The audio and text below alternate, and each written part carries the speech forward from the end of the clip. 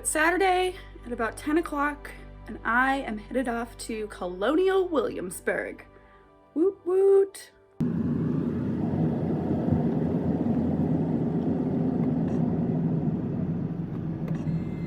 I originally thought this was a 4-hour drive. It turns out it's a 6-hour drive. So I was gonna stop at some places along the way, but I don't think I'm going to anymore. I'm just gonna try to get to Williamsburg, and I should get there when I can check into the hotel. So that'll be good. I should probably say why I'm going to. I'm actually going for a research trip for my summer project. I have this summer internship, and I'm looking at the collection in Williamsburg in relation to that, but I am going to spend all of tomorrow doing some fun stuff. So I wanted to take you along for at least that portion of it. And right now I'm somewhere in Virginia at a 7-Eleven. So I'm gonna have some gluten-free snacks and get back on the road. Just kidding, I'm stopping at an antique shop because I'm me. There was nothing good, so we're gonna hit the road again. I could not help myself, and I stopped at another antique store that was just on the way. I was at Antique Village, and I would recommend it if you're in the area. It is a pretty good one. So now I'm finally gonna go to Williamsburg.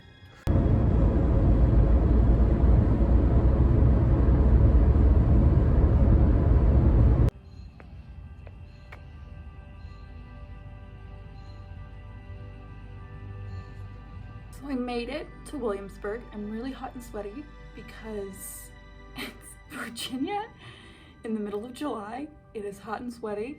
I just got some food, just walked down to a restaurant kind of a little bit off property, and then just walked around and saw everyone else doing the ghost tours. But I wanted to give you a quick tour of this hotel room because it's pretty cool. I am staying at the Market Street Tavern rooms, which are super, super cute. And you get to stay in Colonial Williamsburg, which is really, really nice. Ugh. I'm having a good time already. I'm very excited for tomorrow. I have an outfit to wear. History bounding. I'm not going in full costume just because it's just me, myself, and I right now. So very excited, but I am very tired. That was a long day of driving. So I'm going to, I think, tuck in.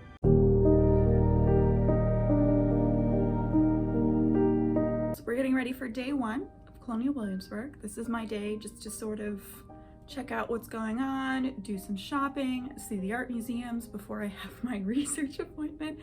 So this should be a fun one. I am doing a sort of history bounding outfit today. So I have my dress that you may have seen on my Instagram. I made this from this beautiful mood crane print with a pattern from a Etsy seller called Always Making Clothes. I will link the pattern down below if anybody's interested, but it's just a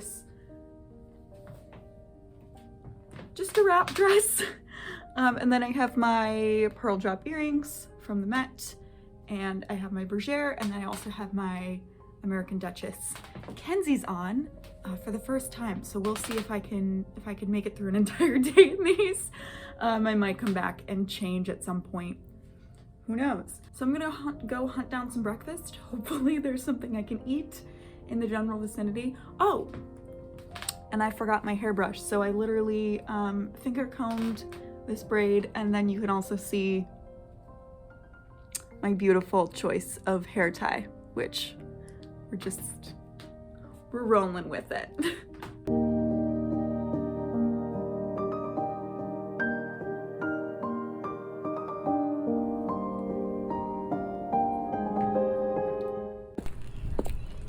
So I went off in search of breakfast, and I was able to find a lovely egg sandwich, and I headed over to the art museum. This art museum actually is a fairly new renovation for Colonial Williamsburg, and it was absolutely beautiful, filled to the gills with American decorative arts. If that's your thing, this is the place to be. I was very excited to see this exhibit in particular. This is Upholstery CSI. It deals with the work of a very famous furniture conservator by the name of Leroy Graves.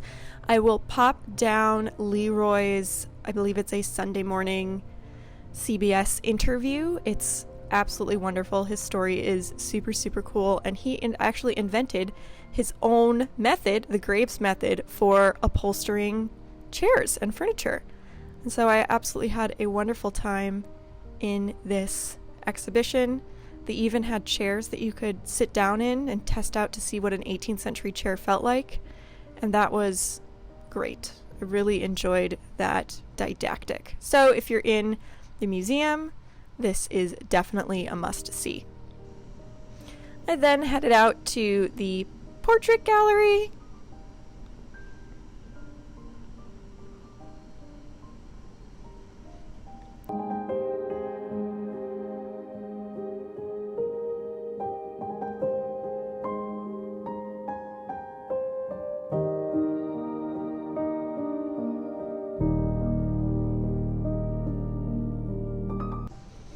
And then, of course, I took a look at as many of the costumes as I possibly could.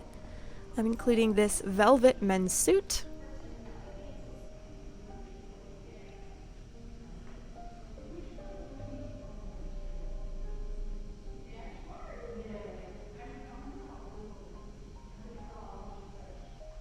And of course, the costume gallery, which was amazing. I spent a ton of time in here.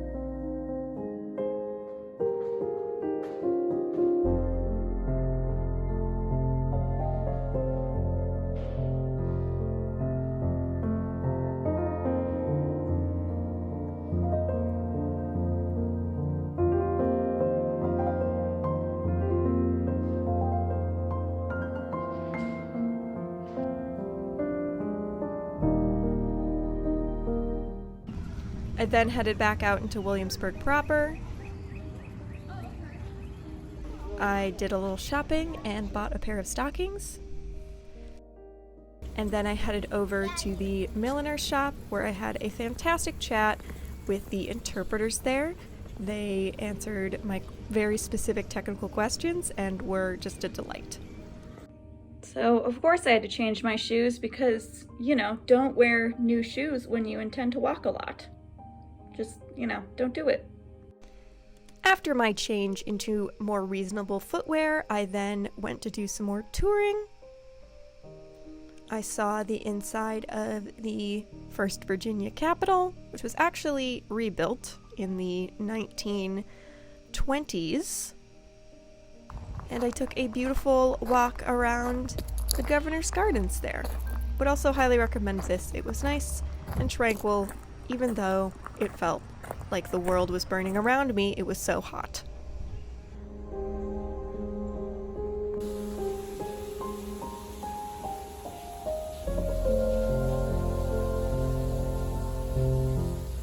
I'm gonna be honest with you guys. I think that the heat got the best of me today. I came back in here at like 3:30-ish, and I was gonna go back out, but then I took a nap. I saw a lot today. I'm happy with it, and I'll probably see a bit more tomorrow. Definitely more in the museum tomorrow, plus my research appointment. So right now I'm gonna head out. I'm gonna get some dinner. I'm gonna go to 7-Eleven because I need a hairbrush. That's the one thing nice about traveling alone. I think traveling alone is highly overrated. I've done it a lot, just because I go on a lot of research visits when no one else has funding to go on research visits. You know, it's nice. You can do whatever you want. If you need to take a nap at 3 o'clock because it's Virginia and you're not used to it being 90 degrees outside with like 103% humidity and you're just tired, you can take a nap and no one's gonna complain and it's lovely. But yeah, I'm gonna head out. I'm gonna get some grub. So let's go.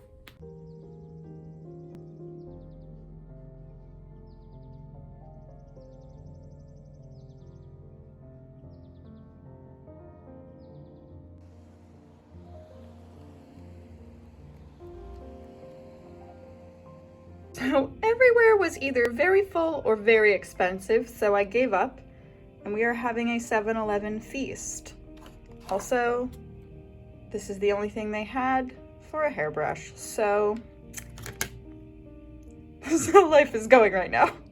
But this watermelon is gonna taste so good. It's still so hot. It's like 8:30 at night. It's still so hot out there. And then, of course, I capped the night off with a classic film set in Colonial Williamsburg that was a favorite as a child.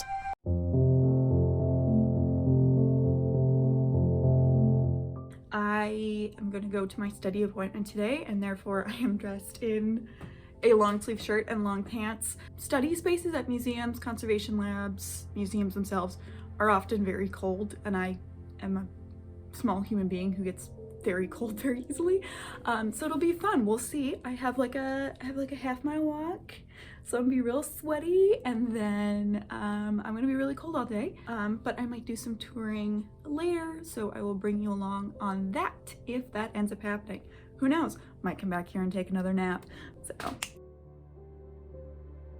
So I got back from my research appointment a little bit early.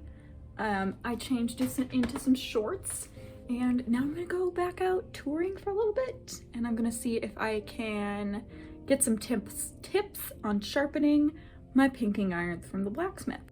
The blacksmiths were super awesome and actually sharpened my pinking irons for me so I can get back on my Madame de Pompadour recreation. I then went around to more of the historic trade shops, and I also saw the Capitol as well. Then I got a pizza and tucked in for the night. So I haven't updated you guys in a while. I just did more touring yesterday, and then I came back and just relaxed, chilled out because it was so hot. And then I just woke up, I checked out of my hotel, and then I did some more research visiting. It only took like an hour. I was there not even that long. So now I'm back on the road. I just went to another antique store because that's what I do apparently when I'm on the road.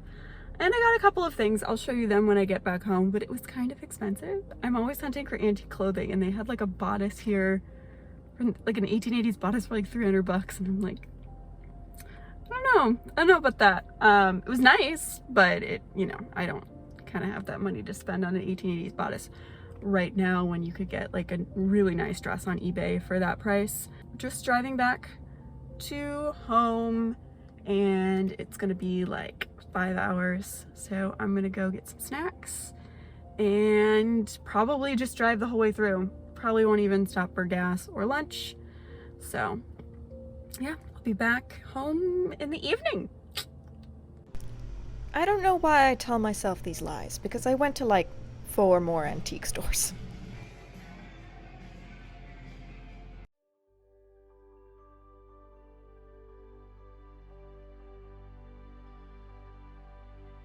So the first thing to mention is, of course, my newly sharpened pinking irons. Again, the blacksmiths were so nice and sharpened these for me, and I am super, super grateful. So get ready for some more Madame de Pompadour videos.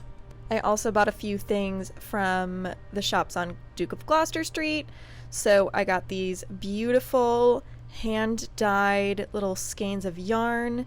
I'm thinking about making a pocket or a housewife with them. And then I also just got a pair of red stockings, super basic.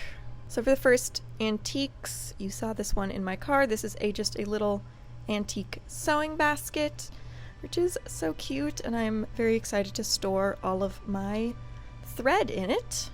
And then I got some antique lace as well. This one I actually washed.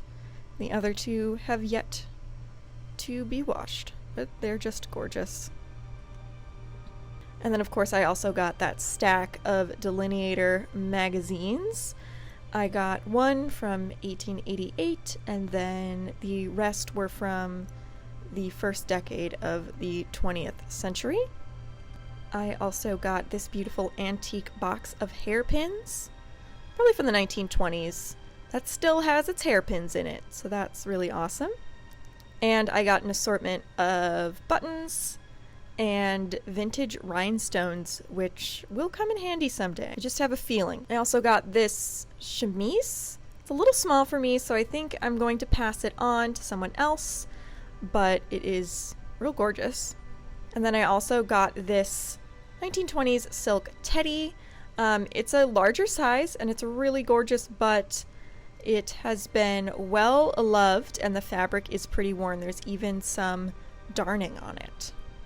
And then I got a section of photographs. I got this beautiful daguerreotype. This is actually the first daguerreotype that I've ever owned, as well as two 1860s albumen prints, and then two tintypes as well. I collect antique photographs for references when I am dressing mannequins.